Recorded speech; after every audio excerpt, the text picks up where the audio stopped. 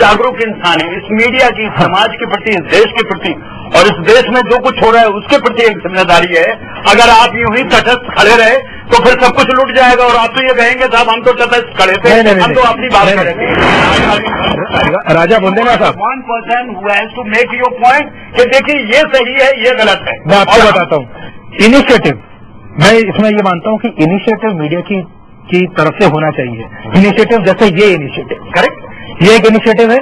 हमने ये सोचा कि हम अपने चैनल पर 1 घंटा या 2 घंटा भ्रष्टाचार के खिलाफ मुहिम को देंगे। ये एक नेशनल प्रॉब्लम है, लेकिन इसमें 6-8 लोग हैं जिनके अलग अलग व्यूज हैं। 8 लोग हैं, आप अलग कह रहे हैं, ये अलग कह रहे हैं, ये अलग कह रहे हैं, मैं किसके साथ खड़ा हो जाऊं? इस वक्त मेरा कर्तव्य ये है। कोई नहीं होता, अब इंटरव्यू ये भी कह रहा है, आप खड़े होइए। मैं ये कहता हूँ कि आप ये कहिए कि ये चोर है, चोरों की तरह बात कर रहा है, और ये ईमानदार है, ईमानदारी की तरह बात कर रहा है। नहीं, उसके नहीं, जो खबर दिखाते हैं, खबर का पहला सिद्धांत है कि खबर को व्यूज से अलग रखिए। ये जब व्यूज का प्रोग्राम करेंगे तो व्यूज की बात करेंगे। जैसे मैं जो काम करता हूँ कार्टून में, हर जगह एक आपको पॉइंट ऑफ व्यू देना होता है, आपको बताना होता है कि आप किसकी तरफ हैं। आप अन्ना हजारे की तरफ हैं या आप दिग्विजय सिंह की तरफ हैं? तो हम अन्ना हजारे की तरफ हैं। देखिए, कॉन्स्टेंटली एक आदमी ये बोलता रहा कि वो बाबा चोर है, बाबा फ्रॉड है, और अल्टीमेटली वही हुआ कि आज बाकी पूरी कांग्रेस की टीम कहने लगी कि बाबा ढोंगी है, लेकिन सारा ही नहीं महाढोंगी। अगर ये प्रचार ही नहीं होता, इस बात को सच्चाई से लोगों को आकलन करने के लिए कहा जाता, तो शायद आज हम उस पर नहीं पहुंचे। किसी ने नहीं माना कि बाबा चोर है या अन्ना हजारे चोर है, लेकिन सारा हिंदुस्तान कह रहा है कि दिग्विजय सिंह फ्रॉड है। देखिए, लेकिन मीडिया ने दोनों तस्वीरें दिखाई। तो दूसरी बात मैं आपको बताता हूँ, आप चाहे ए राजा देखिए, चाहे आप कोई बड़ा केस देखिए, चाहे आप जेसिका लाल केस देखिए, चाहे आप नीलम जी का केस देखिए, मीडिया ने जब किसी ने हथियार उठाए हैं न्याय के लिए, हमेशा मीडिया ने साथ दिया है। अन्ना जी का आप देखिए, लोग ये कहते हैं कि बड़े बड़े पैसे से मीडिया को मैनेज किया जा सकता है, लोग दिखे हुए हैं। अन्ना जी से आप पूछिए कि अन्ना जी ने किसको फोन किया जब ये अन्ना जी जंतर मंतर पर बैठे थे अपने उसके लिए, जब इन्होंने विरोध प्रदर्शन शुरू किया था। अरविंद जी से मेरी उस दिन बात हुई थी, जब आपको याद होगा, किसी ने हमें फोन नहीं किया, किसी ने, अन्ना जी ने कभी हमको ये नहीं कहा कि मैं यहाँ बैठा हूँ, मुझे कवरेज चाहिए, लेकिन मीडिया गया, मीडिया उन तक पहुंचा। और आप सोचिए कि वो कितना बड़ा, मतलब इतिहास में तो इतना बड़ा मीडिया ने इतना साथ दिया अन्ना का, वो एक बहुत बड़ी बात है। मेरा सुधीर जी प्रश्न है मेरा आपसे, जो आप बात कह रहे हैं कि अन्ना जी ने किसी मीडिया वाले को फोन नहीं किया। पहले तो मैं बताना चाहूंगी कि अन्ना जी आज यहाँ पर पहुंचे हैं, लेकिन इससे पहले भी वो सामाजिक कार्यकर्ता के रूप में समाज में एक अपनी पहचान बना चुके हैं, इसीलिए मीडिया ने उनको बहुत तवज्जो दिया। मैं आपके जानकारी के लिए बताना चाहूंगी, इसी करप्शन के मुद्दे को लेकर फ्रीडम स्ट्रगल जो थे 8 से 10 लोग जो है लगातार जंतर मंतर पर उन्होंने भूख हड़ताल की थी। मीडिया वालों ने उस जो घटना को तवज्जो नहीं दिया था, जिन्होंने लगातार 10 दिन तक अनशन बैठे रहे। बस ये फर्क था कि अन्ना जी का एक जाना पहचाना चेहरा था और उन लोगों का जाना पहचाना चेहरा नहीं था। तो ये एक, इस पे कोई डाउट नहीं चल सकता, मीडिया वाले भी उन्हीं को तवज्जो देते हैं जो जाना पहचाना चेहरा है और जो भीड़ के आगे सामने खड़ा हो जाता है। तो ये फर्क हमें हर बार देखने को मिलता है। जी जी जी जी, ये कहना चाहूंगी, कुछ दिन पहले इसी तरह की बहस लोकसभा टीवी पे, जहाँ पे एक जाने माने पत्रकार हिंदुस्तान टाइम्स के, उन्होंने इस बात का जिक्र किया था कि ऑस्टियरिटी, उनका ये कहना था कि बाबा रामदेव जिस तरह का काम ये करने वाले हैं, तो ये बहुत ही ऑस्टेंटेशियस है, इतना पैसा खर्च हुआ। जो मुद्दे की बात है उसको भूल गए, इस चीज को हाईलाइट कर रहे थे कि ऑस्टेंटेशियस है, बहुत ज्यादा खर्च हो रहा है, जो बहुत सारे सरकारी लोग भी कह रहे हैं।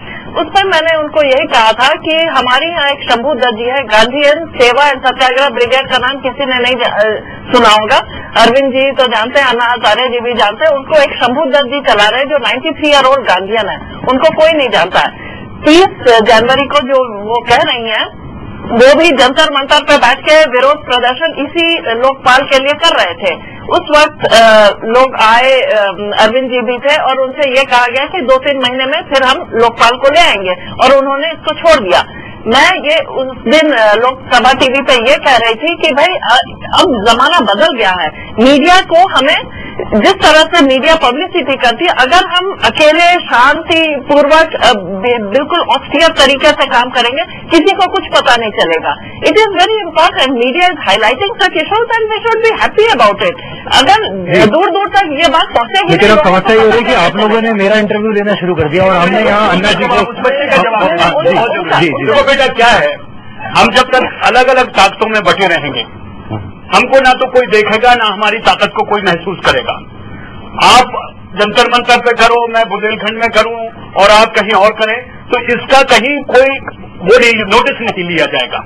जरूरत है आज की अन्ना साहब अगर ये कल प्रदर्शन कर रहे हैं, कल धरना कर रहे हैं, तो इस देश के उन नौजवानों से मैं कहूंगा, उन पीढ़ी से कहूंगा जो जागरूक हैं, जिनके दिमाग में कहीं न कहीं आज भी सोच बाकी है कि कल के अनशन को इतनी भारी तादाद में सक्सेस बनाए कि ये संदेशा पूरे हिंदुस्तान तो क्या पूरी दुनिया में जाए कि जो कुछ हुआ है 4 तारीख की रात को वो सबसे बड़ा विध्वंस था और सबसे बड़ा इस संविधान के खिलाफ घटना थी। अगर हम ये करेंगे और एक साथ खड़े होंगे तो दुनिया क्या, देश क्या, हम सब हमारी ताकत को मानेगा। लेकिन अगर हम टुकड़ों में बटे रहेंगे तो मुझे नहीं लगता कि ये भी नोटिस करेंगे या सरकार भी नोटिस करेंगे। हम फिर एक बार कह रहे हैं आप सबसे रिक्वेस्ट करके कि कल के दिन के प्रदर्शन को अगर हम सक्सेसफुल बनाते हैं तो हमारी आवाज इस सरकार तक जरूर पहुंचेगी और ये पहुंचेगी कि रामदेव और अन्ना हजारे अलग नहीं हैं, दोनों ही एक रिले रेस के जो है एक दूसरे के पूरक हैं। एक ने बैटन दूसरे को पकड़ाई, वो आगे बढ़ा, दूसरे ने तीसरे को पकड़ाई, वो आगे बढ़ा। ये रिले रेस है और इस लक्ष्य को हम सब मिलकर पा सकते हैं अलग अलग। और सुधीर मिश्रा सुधीर मिश्रा जी हमारे साथ जुड़ चुके हैं। जिन लोगों के खिलाफ हम संघर्ष कर रहे हैं, उस तरफ के सरकार से हम अपनी न्याय की मुहिम क्यों मांग रहे हैं? हम क्यों उनसे दया की तरह खा रहे हैं कि वो अपने जो लोकपाल बिल हम चाह रहे हैं और उनसे हम दया की भीख मांग रहे हैं कि वो लाए और लोकपाल बिल के लिए बात कर रहे हैं। हम लोग कोई उनसे भीख थोड़ी मांग रहे हैं, हम क्यों भीख मांग रहे हैं? अधिकार मांग रहे हैं, अधिकार मांग रहे हैं। और वो लोकपाल बिल के लिए ड्राफ्टिंग में जो वो बाधाएं खड़ी कर रहे हैं उनको दूर करने की बात हो रही है। अच्छा एक सेकंड हम आपके पास आएंगे, लेकिन सुधीर मिश्रा जी हमारे साथ मुंबई से हैं, वो पहले हमारी आवाज उन तक नहीं जा रही थी। सुधीर जी बस आपसे मेरा पिछली बार सवाल ये था, आप तक पहुंच नहीं पाई मेरी आवाज। आप जनता की नब्ज को समझते हैं क्योंकि आप लोगों के लिए फिल्म बनाते हैं, आप जानते हैं लोगों को क्या अच्छा लगता है, लोगों को क्या खराब लगता है। आपसे हम ये जानना चाहते हैं, अगर आपका कोई इनपुट है, आपका कोई सजेशन है, या आप ये बताना चाहें कि अन्ना जी या इस तरह की जो मुहिम है भ्रष्टाचार के खिलाफ, कैसे एक एक व्यक्ति तक हम पहुंच सकते हैं और कैसे एक एक व्यक्ति हम तक पहुंच सकता है, अगर आप उस पर कुछ कहना चाहें। देखिए, अन्ना जी ने जो एक चीज जो एक आग छेड़ी है वो तो जनता में अब फैल रही है और वो जो आग जगाई है वो क्योंकि वो भावना है।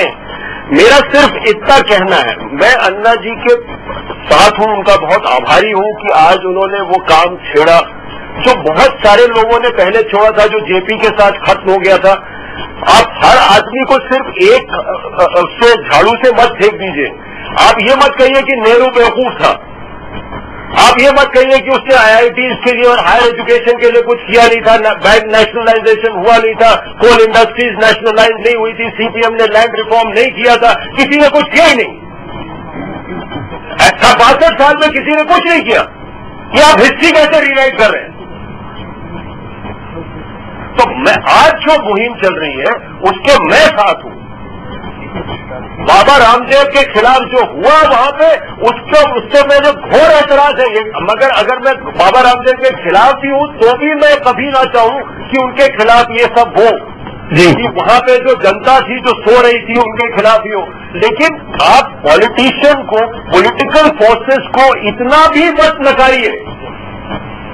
पॉलिटिक्स ही है ये, क्योंकि political is not wrong, to politics is wrong. बहुत सारे रूट कॉजेज है करप्शन के। एक पुलिस वाला क्यों करप्ट है? इतने दिन से पुलिस रिफॉर्म कमीशन का बिल पार्लियामेंट में पड़ा हुआ है, वो भी चीजें पड़ी हुई हैं।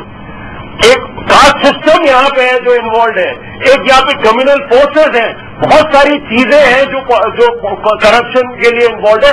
उन सब पे अगर हमारा ध्यान नहीं जाएगा तो सिर्फ महज कह देना कि करप्शन हट जाए, उससे करप्शन नहीं हटेगा। जी जी, बाबा रामदेव राजनीति में आ रहे थे, किसने विरोध किया? यही तो कह रही कांग्रेस का, वो राजनीति कर रहे थे। हम कहाँ नकार रहे थे पॉलिटिक्स को?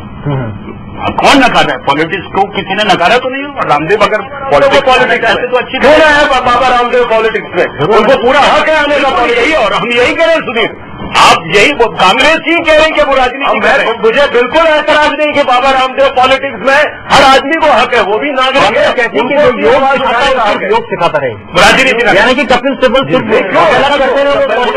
योग सिखाता रहे। कोई आदमी में हर तरह का आदमी है, पॉलिटिक्स तरह का कास्ट सिस्टम। जी सुधीर, आपका ये इनपुट बहुत दिलचस्प था, नया था, और ये बात सही है जो आप कह रहे हैं कि इस चीज को भी ध्यान में रखना चाहिए। हमारे संवाददाता संतोष इस वक्त हमारे साथ है।